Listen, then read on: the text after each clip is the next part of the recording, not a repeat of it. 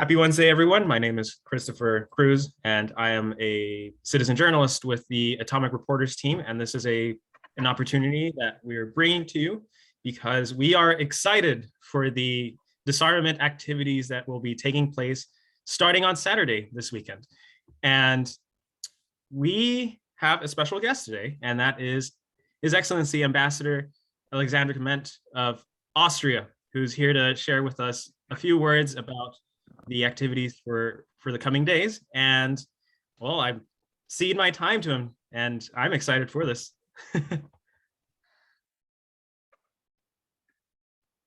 Shall I get started? Or... Yes, okay. Yes, please. Thank you, Christopher. Hello to everybody. Glad to have the opportunity to talk to you. Yes, it's exciting. It's also extremely busy for myself and my team right now. We have 6 days in Vienna focused on nuclear weapons and nuclear disarmament, starting with the ICANN Civil Society Forum. Then on Monday, the 20th, the Austrian Foreign Ministry is organizing a conference dedicated to the humanitarian impact of nuclear weapons and the risks of nuclear weapons, where we bring together really interesting experts to talk about the consequences and risks, and of course, to make the case for the urgency of nuclear disarmament. And that is, in a way, intended to set the scene for the meeting of states parties of the TPNW, although it's a completely separate meeting. But it's supposed to set the scene because, of course, the arguments on which the TPNW is based come from the evidence around the devastating humanitarian consequences and risks of nuclear weapons, which informed states parties and, of course, lots of civil society actors to push for the TPNW and a comprehensive prohibition of nuclear weapons.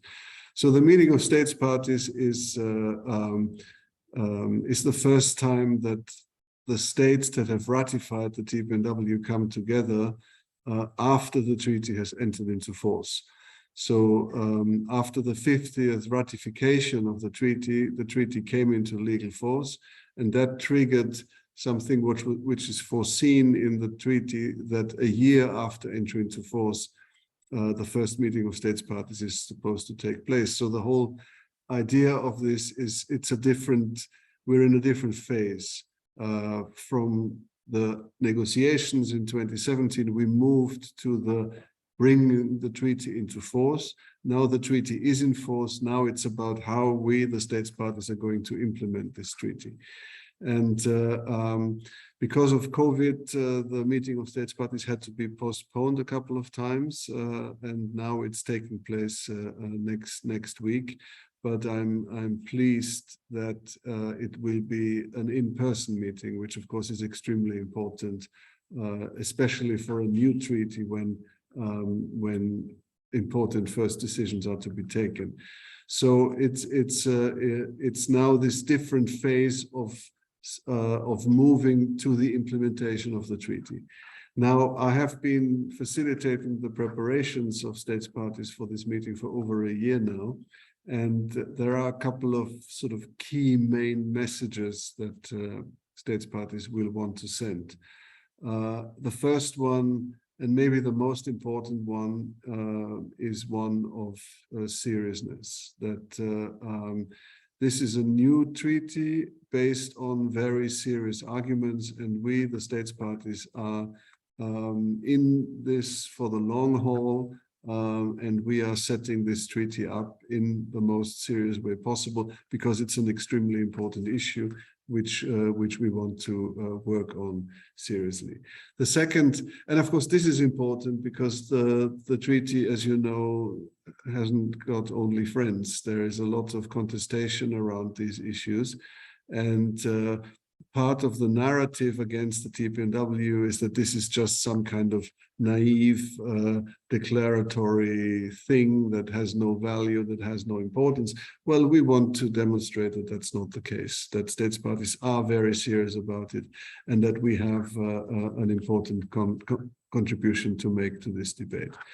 The second main message that I see coming out is one of reconnecting to the basic arguments on which the treaty is based, which is the evidence on humanitarian consequences and risks. And that's not just a slogan. It is based on science and expertise demonstrating that the consequences if nuclear weapons would be used either by accident or by intention or by miscalculation, let alone a nuclear conflict using many nuclear weapons, that the consequences would be far more serious than is widely understood. And that's particularly important right now when there's such a lot of careless talk about using tactical nuclear weapons and small nuclear weapons. So that's important. And the second thing is the element of risk, that there are just so many risk drivers when it comes to nuclear weapons, from the human factor to technical errors. But then also you have new technologies like artificial intelligence or cyber vulnerabilities. All these add to nuclear risks. So the combination of consequences and risks makes for a very strong and solid set of arguments. And the legal conclusion that states have taken, have drawn from it, is that these weapons should be banned. So that's the second message: reconnect to the main arguments on the consequences and risk, which is also the reason why Austria is organizing this one-day conference just before. The third message is one of openness. Of course, we are not a naive bunch. We understand that the TPNW's objectives can only be achieved if we have an influence on the policies of those that have these weapons or that rely on these weapons. So the treaty for the moment is met with a lot of antagonism and actually hostility in some parts. But that's not from us. We want to be open and engaging because we are confident about these profound arguments. And we will continue to call for an international discussion on these arguments, which so far has been largely not happened or even refused. So we want to be open and we want to convince, and we understand that this is a long discursive process that is necessary to do that, but we will be open. If the opponents of the treaty don't want to engage with these arguments, I think that says something, but it's not a very sustainable way of approaching this as an important international issue. So we will continue to be open for dialogue. And the last message is one, it's really more for insiders, is that is the complementarity of the TPNW with the wider nuclear disarmament and non-proliferation regime, because again, some of the opponents make the case that this treaty is somehow not consistent, and I would argue the opposite case, that it's the strongest form of commitment to the regime that is expressed by states parties ratifying this treaty. So these are the sort of key objectives and messages. We have been developing a lot of substantive decisions of how we're going to take this treaty forward. Then there are lots of procedural and organizational issues that have to be taken, but we're doing this with diligence and lots of seriousness. And I think that is the best way of strengthening the treaty and countering the opposition against the treaty, is to demonstrate that this is a very substantive enterprise. And I think I maybe stop here to see if there are questions already, and I'm happy to answer any questions. Great. I'll take command right now. Thank you, Ambassador, for those words and for that lengthy but substantive description that you just delivered. Just reminders for our audience that you feel free to type in your questions on the chat box and we'll sort you out. You just mentioned about words of hoping this would encourage more productive talks.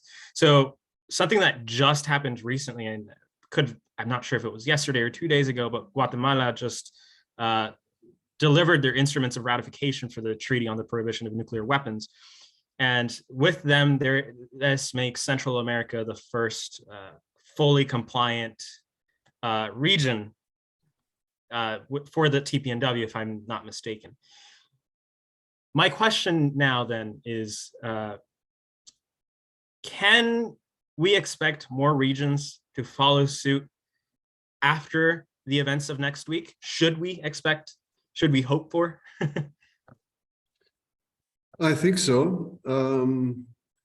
First of all, the overall context on the nuclear weapons issue is very difficult right now. I mean, of course, we have seen explicit nuclear threats very recently, and so for many people who thought that this was not really a very pertinent issue, suddenly they realize it is. So the issue itself, certainly in my part of the world, but I think more broadly has gained prominence again. So it's not just something that's an issue in North Korea or with respect to the Iranian nuclear program. No, it's a constant, clear and present threat to every human being on this planet. And I think most people haven't realized that. So I think that's a good thing in a way, that the attention on the issue is back. Of course, the overall context is not good at all, because most things are moving in the wrong direction. There's even a lot of re-emphasis on nuclear weapons that you hear coming out of some countries. So I think that we are really at the threshold moment where either we're going into a nuclear arms race dynamic, not dissimilar to what we've seen in the 1950s and 60s, except with more actors, and whether the world will be a safer place if we see now for the next few years a drive to more reliance on these weapons with more actors and exponentially higher risks. I think is very questionable. Or we take these developments as a jolt to action, to actually double down on the commitment to a world without nuclear weapons. So I think that the vast majority of states, it's 150 states, that do not have nuclear weapons and do not rely on these weapons. It's those 150 states that, if they want to reinforce the goal of a world without nuclear weapons, then I think they will start looking even more at the TPNW. I mean, there's a lot of pressure against countries not to ratify the treaty. But I think with what we're seeing now, I think the interest in the TPNW will grow, specifically if we have a meeting that is successful in the way that I've described before, that we set this treaty up as a serious enterprise, then I think it will become much more attractive for a greater number of states. And I think that is the objectives. We want to strengthen this norm and give as much counterbalance to the negative trends that we see. Thank you for that response, Ambassador. I just reminded our audience via the chat function that if they have any questions, to feel free to type them in or raise their hands, and I'll call them in. And if they would like, they can use their microphone, or if not, I'll read it for them. Let's see.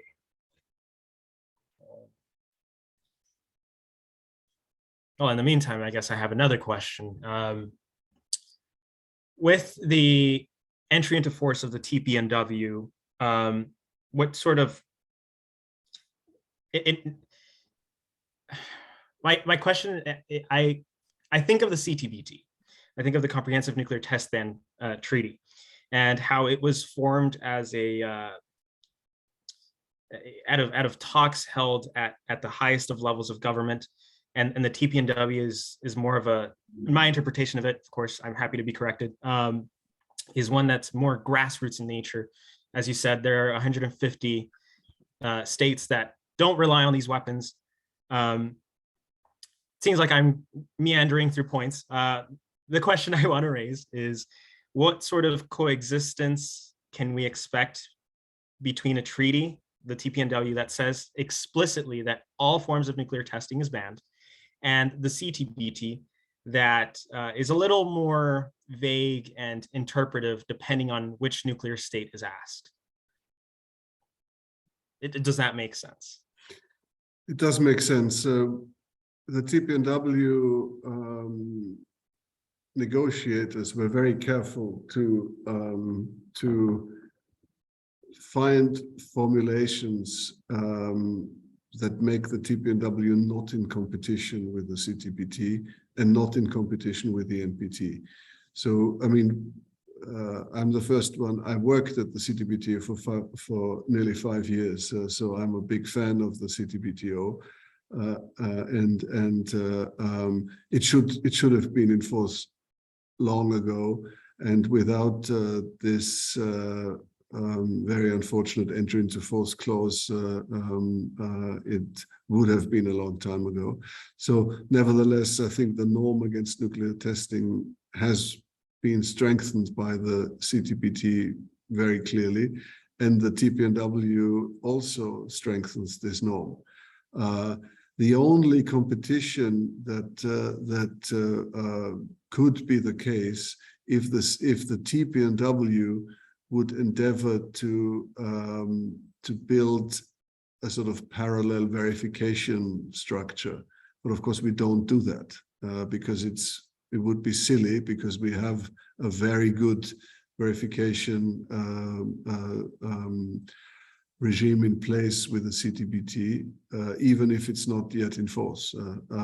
So that's and that's very clear. I mean, it's also a vast investment of the international community. So it's very clear to the TPNW states parties that in terms of the verification that we want, we would like to rely on the expertise that's out there and already existing. And I think anything else simply wouldn't make sense. So from the, I think those who say that there is a competition or an incompatibility are those that simply don't like the TPNW for other reasons. In reality, this competition and incompatibility doesn't exist, because the states parties of the TPNW are not only all supportive states of the NPT, they're also all supportive states of the TPNW, and we're not completely schizophrenic states. So we are perfectly ready to be party of two treaties and understand that they are complementary. So there is no competition. And in fact, I think something that is often overlooked, there has been some progress, unfortunately not in Annex 2, but in non-Annex 2 countries. And if you look, is that virtually all the states parties that the CTBT has gained recently are states that have gone through the ratification process of the TPNW and have realized that if they do that, they might as well also ratify the CTBT. So in fact, the TPNW has had an immediate positive impact on the universalization of the CTBT. And I think that's important. And it, for me, just underscores the points on complementarity. And I think the norm against nuclear testing can take all the reinforcement it can get. Brilliant response. It's also quasi-personal question that I've been, but grateful to have you on board and answer this in real time. We have 2 new questions actually, and I will go through them in order of submission. Not sure if Galina Salnikova would want to speak up, but her question is, do parties plan to adopt an action plan of some sort, or is it not time yet, in your opinion, Ambassador? No, that's something that we are planning. In fact, it's almost certainly decided, because we've just been through the consultations, and all states are very supportive of the action plan. There's a couple of small drafting things to be done. So let me just sort of, the main points in terms of implementation is partly, of course, universalization of the TPNW is something where we will decide on a lot of actions. Then the TPNW contains positive obligations on victim assistance and environmental remediation, which is again something where there is a clear connex to the CTBT. We have some of our states parties, Kazakhstan, the Pacific Island states, have to this day terrible legacy of victims of nuclear testing campaigns. So we are embarking in the TPNW on a sort of culture of work of trying to address this humanitarian legacy with our cooperation and assistance provisions. So that's something that is inspired from some other humanitarian disarmament treaties where we put the focus on the humans, on the victims and communities who have suffered. So there are a lot of actions that we decide on that. Then we have a few things related to setting up discussions on the verification and elimination aspects of the treaty. Then we are establishing a scientific advisory structure. So there are some actions there, and then a few other points. But we have been working on an action plan, and so that's something that we'll most likely adopt next week. Thank you for that response, Ambassador. We also have a following question from Marta Mariana. Sorry for shortening your name, Marta. Ambassador Kmentt, what, in your opinion, would be the role of nuclear weapons-free zones on the implementation of the TPNW? And do you think this figure is still relevant? The figure, which figure? I would assume the nuclear weapons-free zones serving as a model.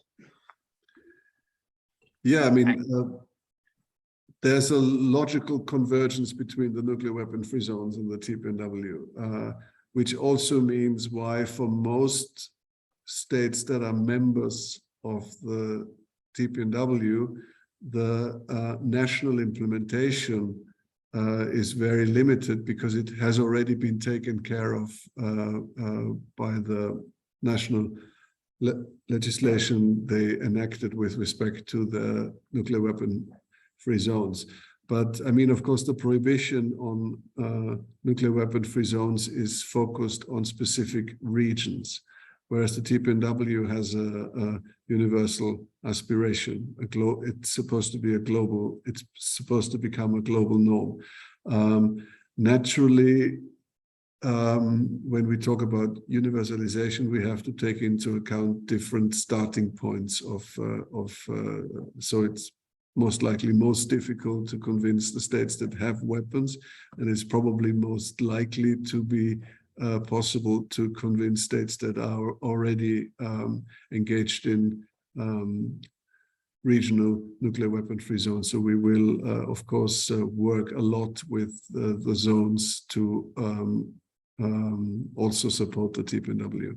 So it's in a way the TPNW, with the arguments on which it's based, the concerns of the 150 states that do not have these weapons and feel threatened by the existence of these weapons is very similar to the motivations that have been behind the nuclear weapon-free zones. So I see there's also one clear statement that will, I mean, we have it in the drafts. It's not adopted yet, obviously, until next week, where we specifically highlight the importance of nuclear weapon-free zone and make the points that all the legal texts of nuclear weapon-free zones and TPNW are compatible and mutually reinforcing, and vice versa. Thank you for the question, Marta. And Marta says, thank you, Ambassador Kmentt. Our next question is from, and forgive me for not saying the name correctly, Elia Duran-Smith. Duran-Smith wanted to ask how significant you, Ambassador, think the observation of Germany, Norway, Sweden, and Finland will be at the meeting of states parties for their potential accession and for the progress of the disarmament agenda in general. I think it's very welcome that they come. in the case of Sweden and Finland, that has been decided long ago. These are states that have traditionally played a very active role on nuclear disarmament issues and have a sort of fairly intense domestic debate, so that they would participate in the meeting was sort of pretty clear early on. For NATO states, it's more complicated because there is a lot of antagonism against the TPNW from within some of the NATO members, and it has been construed as an issue of NATO solidarity, as if participating in a conversation would be an issue of NATO solidarity. Nevertheless, there was considerable pressure not to participate as observer, and I think it has to be recognized that Germany and Norway have taken this decision despite a lot of their allies telling them not to. So from the TPNW perspective, it's extremely welcome. But what does participating as observer mean? It means observing. It does not mean entering into any legal obligation. It is a sign that you're interested in the debate and you want to signal that you're ready to engage in the debate, but you're not yet ready to engage in the legal aspects of the treaty. And I think we shouldn't overinterpret the fact that these countries participate. But what I have heard I had lots of conversations. I was in Oslo, I was in Berlin. What I've heard is that specifically, given the context of Russia's aggression against Ukraine and the strong focus or emphasis on nuclear weapons that has come up in the past few months, that there is an increasing concern that if the message that comes out of Europe from this experience, and of course it's a very dramatic security crisis, but if the message that comes out of Europe is a sort of unequivocal re-emphasis on the importance of nuclear weapons, then this is nothing else than a call for the proliferation of nuclear weapons to the rest of the world. So there is a big concern also, and I know that in Germany, this concern is also felt. So I think part of the decision to participate in the meeting of states parties is also to demonstrate, or wanting to demonstrate, that these countries have not given up on the objective of a world without nuclear weapons, and they want to be seen as engaging in the conversation rather than shutting the door. And I think that's a good sign, and it's very important, and I wish that more states would show this willingness, because actually the request for this conversation, and I dare to say the urgency for this conversation, how are we going to deal with the risks and the consequences of nuclear weapons? That's not going to go away. So eventually we're going to have this, we're going to have this conversation, and it's very good that Germany and Norway are sort of opening the door in this direction. Thank you for your response, Ambassador. Just want to make another call for questions. And in the meantime, I guess I'll fire off my own right now. The TPNW, if I'm not mistaken again, probably goes to show that I should be reading a lot more often. The TPNW seeks to have a better relationship with the IAEA for like the safeguards component, and the argument is that the TPNW complements the NPT in that pillar, if I'm using my language correctly. But recently, maybe 3 months ago, I noticed that the US government, through their Undersecretary for International Security, held a meeting with the IAEA to discuss the US government's concerns about a close relationship with the TPNW and the MSP, if I'm not mistaken, once again. Do you have any thoughts about that, on the impact it might have on TPNW, overall non-proliferation and disarmament? Well, of course, any state can voice this opinion. I mean, a country that is not supportive of the TPNW can have the opinion that the agency should not get engaged. So it is obviously a contentious issue, but the agency is bound by its statute, and obviously all the TPNW states parties are member states of the agency, and we have some rights that derive from our membership with the agency. So I would say there's a whole range of issues that the TPNW deals with, where the agency statute and mandate and competence is directly relevant. So obviously the TPNW has safeguards provisions, and I'm happy to explain afterwards how the TPNW does indeed strengthen the safeguard regime. The TPNW draws on, foresees a pathway for the elimination of these weapons. And if you look at past experience with South Africa, for example, the agency has direct experience and has direct relevant experience for that.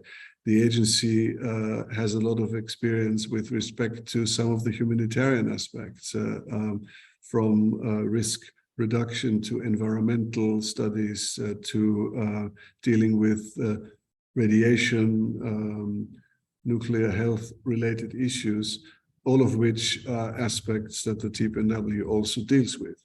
So I think at the end of the day and over time, the agency will have to take its decisions on the basis of the statute and on the basis of the rights of the member states of its member states, some of which or many of which are members of the TPNW.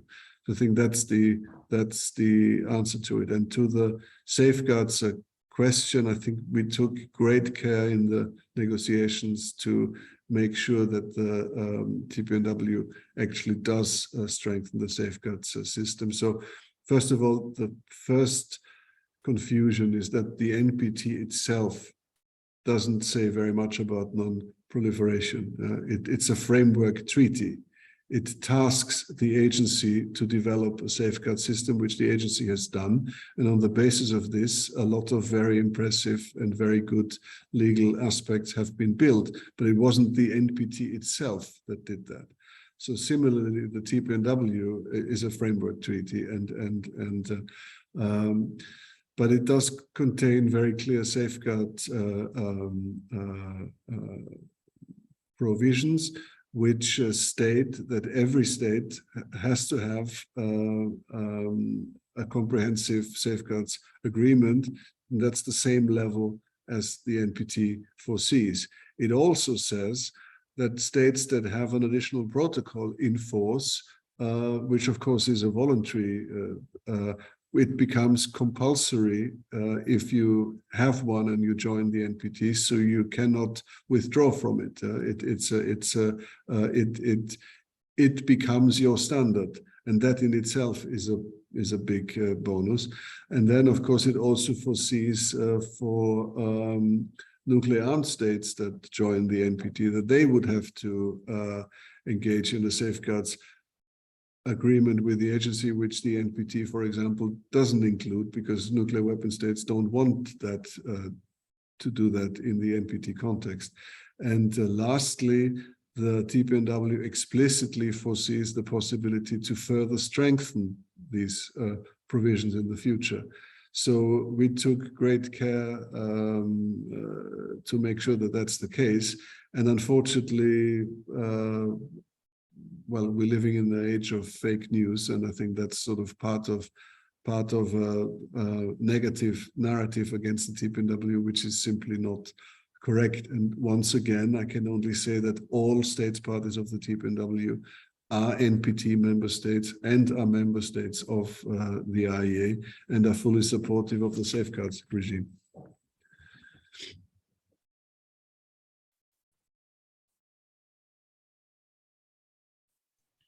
My apologies, just making sure that I was checking to see if we had any additional questions, which doesn't seem to be the case, but thank you for that very elaborate answer. And I'm learning as I'm listening and as I'm speaking with you, and I hope that our audience is as well.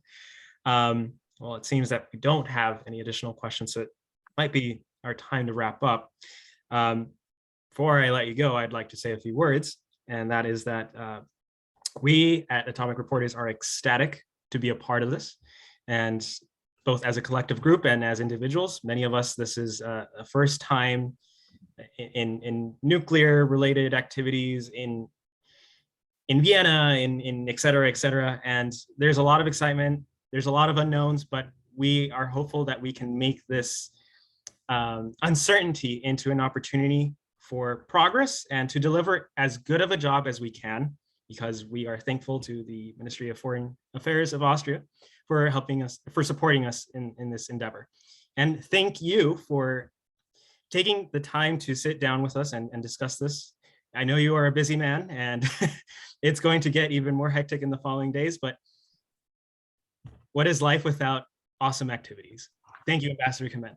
My pleasure. Thanks a lot, and spread the news, I can only say. So thanks a lot. Thank you, everyone. Thank you. Bye-bye.